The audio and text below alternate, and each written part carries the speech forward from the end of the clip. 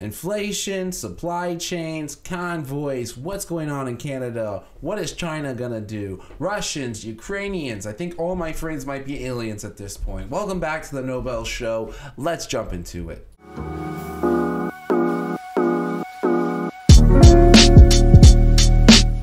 So real quick before we get to the show, if you check out the links down below, you can check out our newsletter. Now that newsletter is going to be weekly recaps, going to be some educational content, going to be different research, anything that I find interesting in the markets, any interesting sectors I'm looking at, trying to keep up with innovation and technology and also the macroeconomics of what's at play.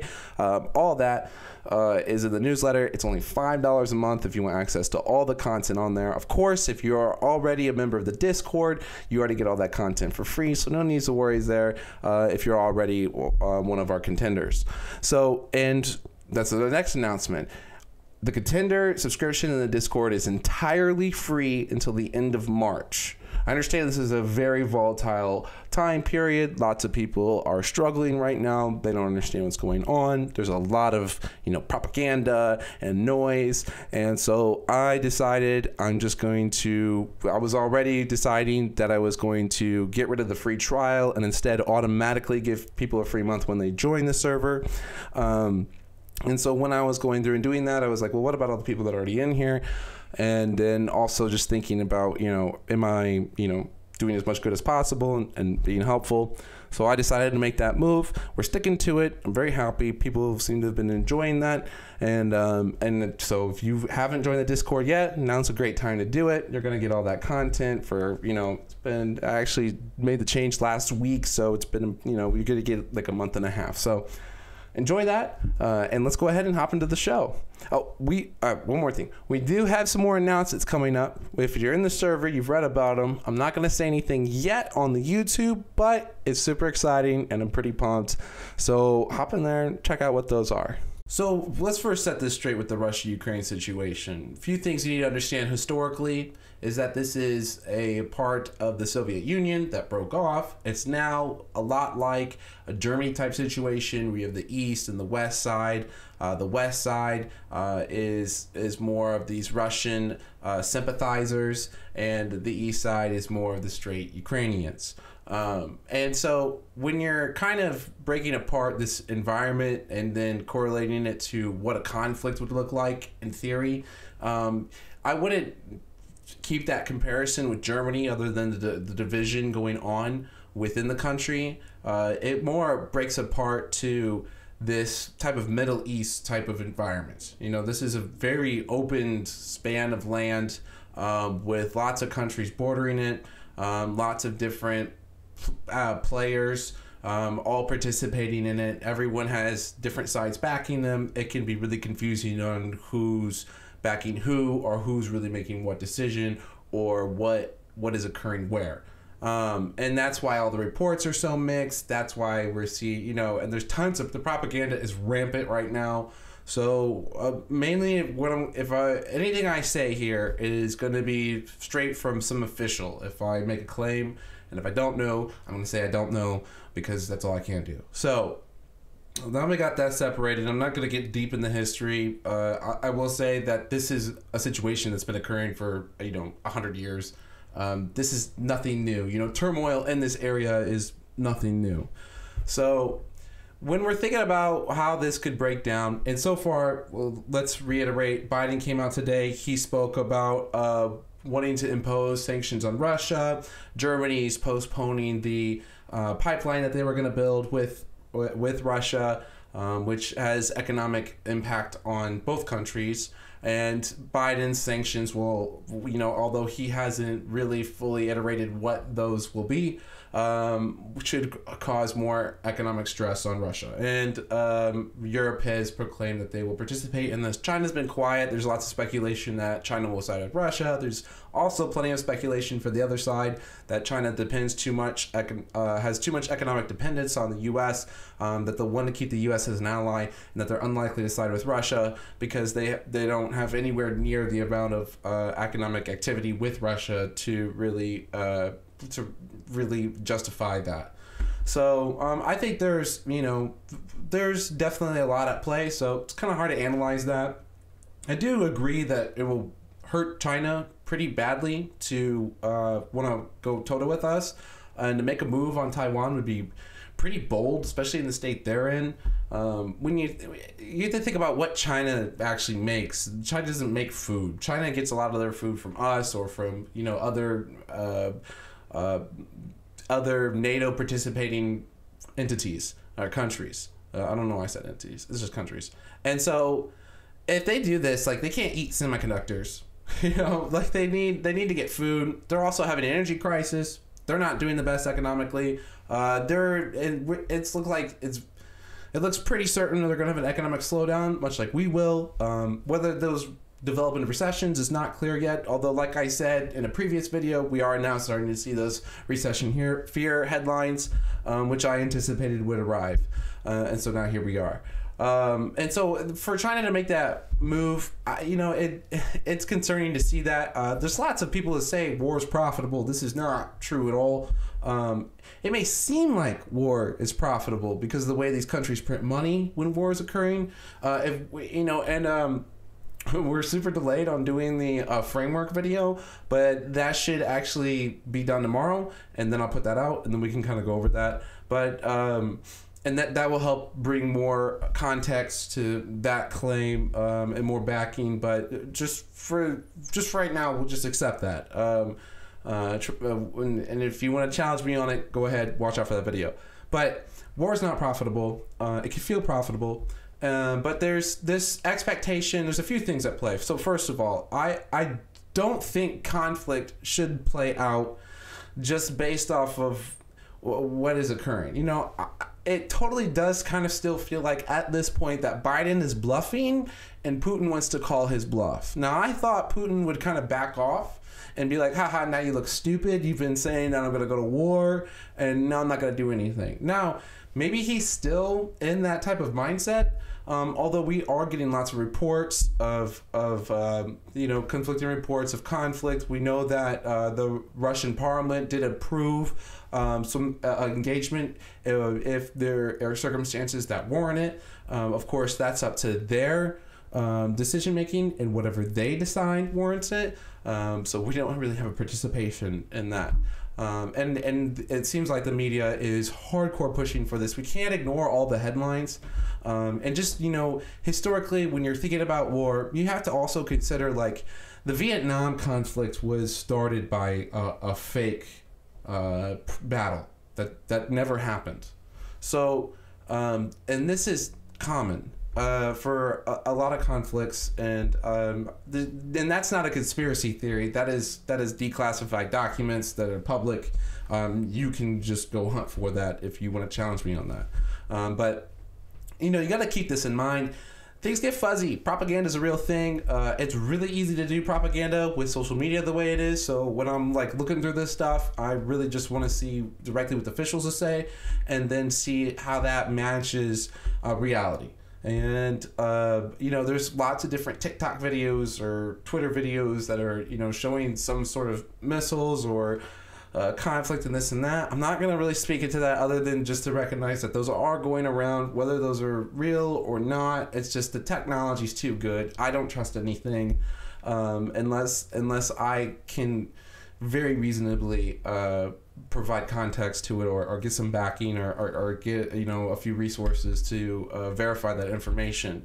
And even when I'm looking at the headlines, I mean, these headlines are just hitting the tape. Like every 20 minutes we're getting a new update. Someone's commenting somewhere about something, and or there's a new development. So this is moving very rapidly. Even as I put this video out, you know, my information is of 3 hours ago. So that was the last time I checked in. And so, you know, something could occur. It's early morning. It would be early morning right now in Russia. So, and this would be a holiday for them. So it could be a significant day. Usually this is a day some people even take off work. And, you know, this, the funny thing is here is that the vision, actually, some of them celebrate the holiday, some of them don't. You know, that's just something I learned today. Anyways, so that's interesting. I should comment on the narrative between the the Federal Reserve not moving forward and hiking interest rates if there was some sort of conflict with Russia. I've kind of talked about this on Twitter a little bit, although Twitter, terrible for actually having, a thorough, nuanced conversation. But I do think that there could be some expectation of the Federal Reserve to pull back on monetary tightening, but only if China starts to participate.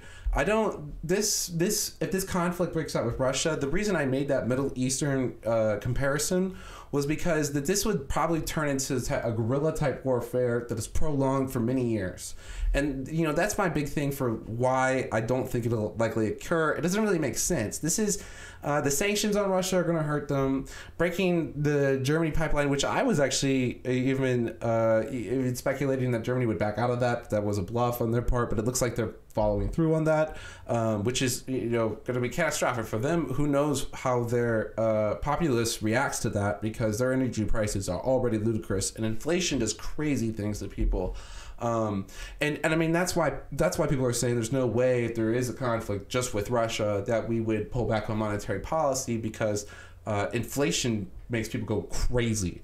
And that is a very real thing. If you want to, I guess, it's dark humor, but if you want to see some of the crazy things people have done when inflation spikes, you can definitely dig into that. I'm sure a quick Google search will enlighten you on why this is the number one thing with these political with these political leaders, is they don't want that, because you're not getting reelected if people start going nuts about inflation. Not going to happen. Whoever is in charge at that point is going to take full blame for it.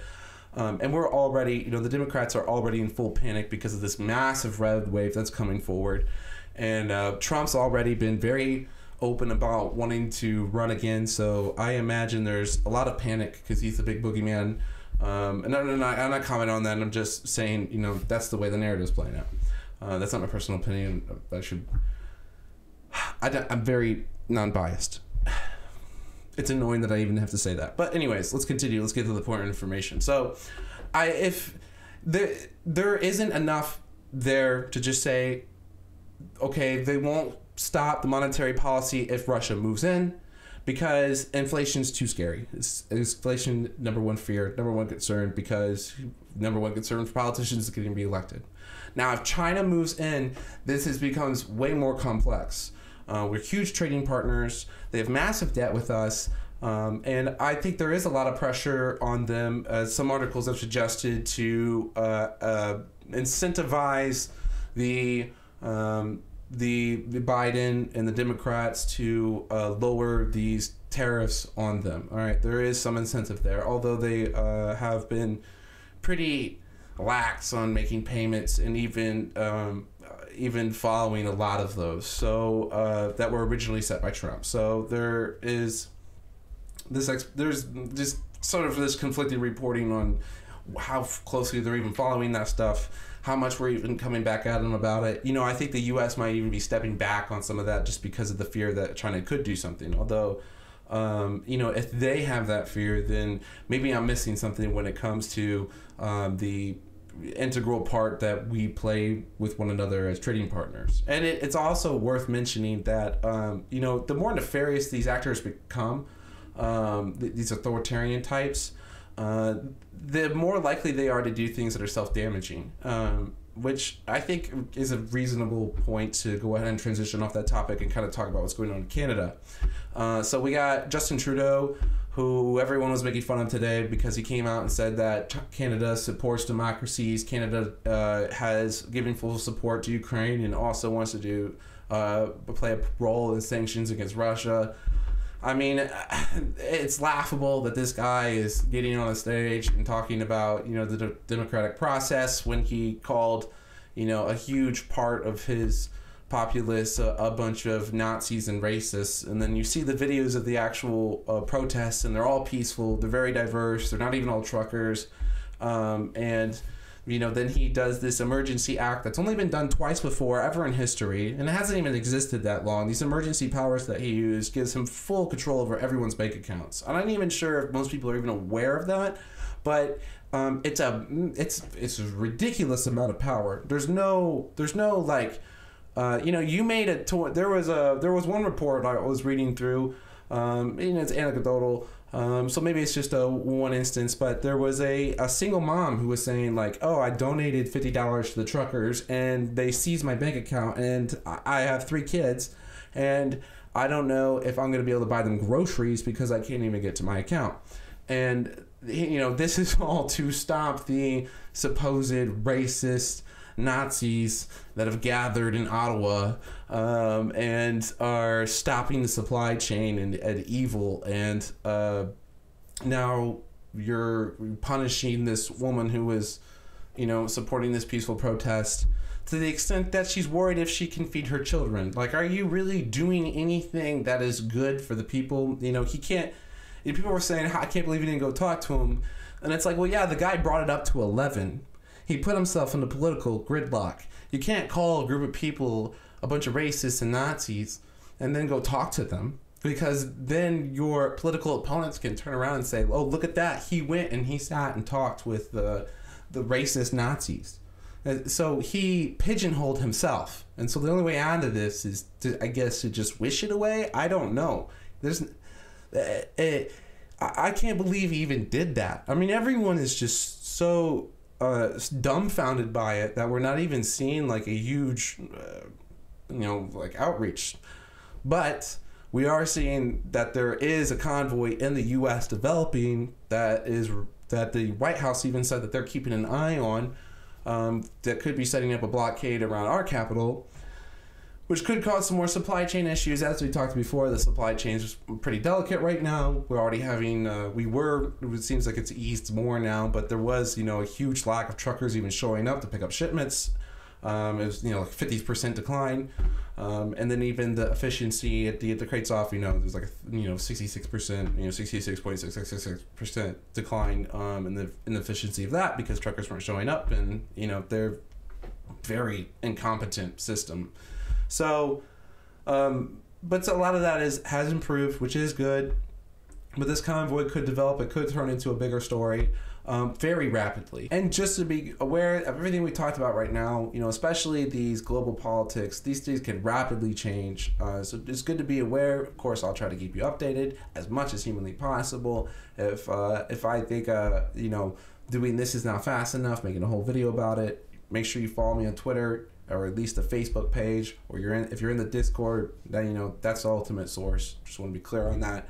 And I'll try to keep doing content. You know, I've been doing the TikTok recaps as well, which have been extremely popular. We got almost 100,000 views on one of the videos, which wasn't even related to trading, which kind of made me sad. But anyways, let's go ahead and talk about the energy crisis. I don't think we've made a video in the past like few months where we didn't mention at least energy once. So, and we're gonna need to talk about it again. I saw someone on Twitter with over 100,000 followers saying that she was gonna go long on the indices and start shorting oil. And I was like, what universe does this person live in?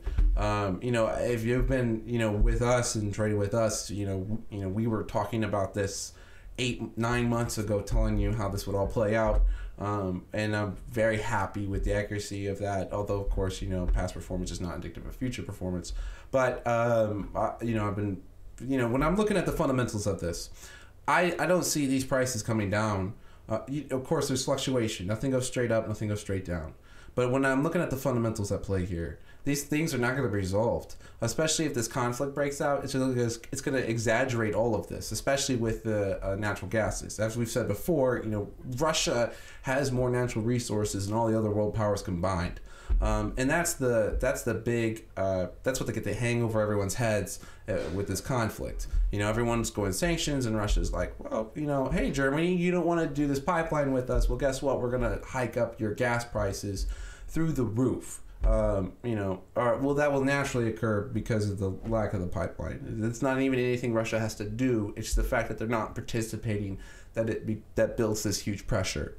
And with oil, you know, all these ESG requirements and pulling back on oil, even in the U.S., this has caused, you know, supplies going down, but demand keeps going up. We haven't even seen demand even hit the pre-COVID levels. And these are only gonna, especially if there's war, these are gonna become more inflated. And we've seen this. We've seen if you look at the futures for oil and the option contracts, everyone's expecting 3-digit oil prices. But the thing to mention there is that the spot price is currently higher than the futures contracts. So right now, people are willing to pay a premium for the price of oil when futures are actually indicating that there should be a drawdown in oil, which is very rare. You don't usually see that at all. So that does sort of imply that there could be a drop. And when you're looking purely at the technicals of the market, usually if there is a significant drawdown in like the SPY or just the broader market, this will usually correlate to with some sort of lag to energy prices and commodities as well. Those usually tend to trend down as well. It's just a sign of an overall slowdown. Now, which is the big base case here for how inflation could resolve itself. Prices inflate, people stop buying, prices start to come back down, and we had that huge surge because of the stimulus, and we should expect this to start to kind of taper down. So, I've heard different analysts talk about this, but overall, when you're thinking about what it would take to resolve these energy issues, there's no quick fix here unless they just pull back all the ESG different environmentalist restrictions and regulations that are at play, and these are only going to continue to ramp up. Remember that this could, instead of finding ways to ease this, they're just continuing to get worse, and they will continue because there's more benchmarks and different sectors that will continue to cause different impacts on the industry, which we've talked about in previous videos. So it's good to keep that in mind. That there could be some downturn, there's going to be some volatility, but the base case for these prices to stay high, I think is very strong. For the time being. So thanks for watching the show. I hope you found it helpful. If you could please like and comment, it helps us a ton. And maybe subscribe, ring that bell so you don't miss future videos. And maybe make sure to check out that newsletter. Remember, if you're in the Discord, you get all that content included with the contender subscription. And I know some people put out videos multiple times a day over these topics. I know this might seem like it's a little delayed, and maybe I'm even preemptively saying that. But these things develop very rapidly. I don't like to give like moment by moment commentary when I'm seeing a new headline every 20 minutes and things are developing. Something you might hear 1 hour might be disproven in another hour, especially when it's related to like real-time events. And I want to avoid as much speculation as possible, unless I think there's enough solid backing for it. And we go over different possibilities and stuff, and different alternative realities that could come to play. But I like to make sure that there's enough solid backing behind them before I commentate on it. I've seen what happens to people who don't do that. And I also try to be hyper aware, and you should be hyper aware if you're a trader of what occurs if you constantly are taking in too much of this news. It is, especially when everything is so just crazy negative, and lots of fear mongering. You got to keep this a fortress. And even if things are bad, we have that alpha trader mentality of like, okay, I'm gonna cut out the emotions for what I'm doing and be very analytical about this. And that can be hard to do especially when things are so emotional inherently. But I like to try and cut that out, give you the play-by-play, and really break it down. Let you make the emotional, at times. Sometimes I get a little worked up, but you get it. So thanks for watching, and I'll see you in the next episode. And sign up for the Discord. Have you not signed up for the Discord? Get in the Discord already. Download our free trade tracker. Look at this. You see this? You download this thing. It's paired with Google Finance. You incorporate that right in there. Maybe you use our bots here. Maybe you sign up for the contender membership, but it's free till March. So like, you don't need to do that right now. You can just wait, right? Okay. So maybe just go ahead, check that out, enjoy it. If it sucks, it was free. I'll see you on the next episode.